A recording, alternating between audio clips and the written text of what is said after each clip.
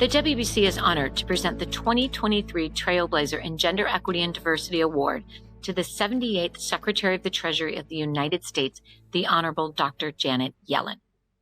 An economist with a lifelong commitment to making the American economy work for all, Secretary Yellen has been a trailblazer, not only because of the position she has held, but because of the impact she has had.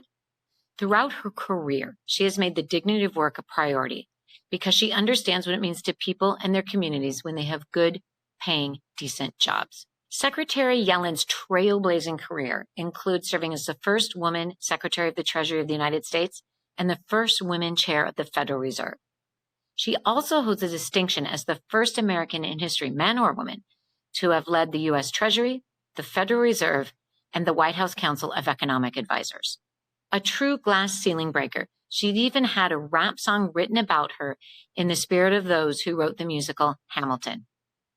In all of her professional positions, from academia to government service, Secretary Yellen has served as a valuable role model for future generations of young women who seek to work in economic policymaking. That legacy is one of the greatest contributions to her extraordinary career. Ladies and gentlemen, the 78th Secretary of the Treasury of the United States and WBC Trailblazer and Gender Equity and Diversity Award winner, the Honorable Dr. Janet Yellen. Thank you, Gwen.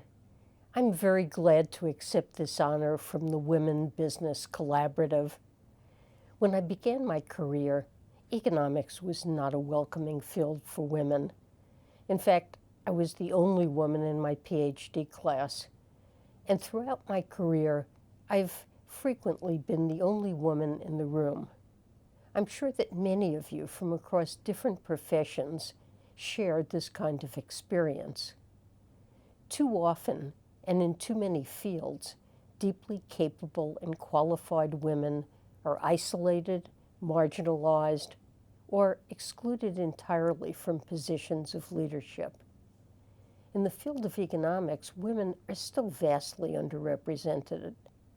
There's evidence that women economists face biased hiring policies and are held against higher editorial standards. Compared to their male counterparts, they're also less likely to get tenure and take longer to achieve it. Fewer than 20% of full professors in economics are women, and only 20% of women economists feel satisfied with the climate in the economics profession. Accordingly, women have a higher rate of attrition from the field than men. As long as this remains the case, the economics field will lack critical perspectives. There's evidence that, in aggregate, women economists prioritize research in certain areas, such as labor and public economics, that men are less likely to focus on. If women continue to be underrepresented in the field, economic research and policy making will not accurately reflect all our global challenges and priorities. Getting more women in the room will make everyone better off. And this is more generally true.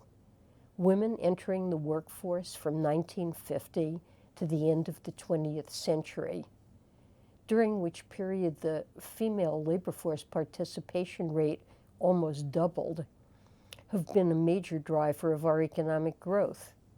Yet, since 2000, this rate has stagnated in the United States, even as it's continued to rise in other advanced economies. This is a major lost source of inclusive growth. And that's why investments in women are so important. We know some key ways to support women in the workforce: expanding and diversifying workforce training, making childcare affordable and accessible, and ensuring equal pay for equal work. These are issues of fairness and equality, but they're also critical for the American economy. The Biden-Harris administration is taking ambitious action to include women in growing the American economy, including through landmark legislation like the American Rescue Plan. I'm proud that Treasury administers one of its signature programs, the state and local fiscal recovery funds, through which we've seen states and local governments spend billions on workforce development and child care programs in response to the pandemic's negative economic impacts. These inclusive investments will expand women's access to a full range of professional opportunities and drive economic growth that benefits all Americans. Thank you again, Gwen, and the Women Business Collaborative for this honor.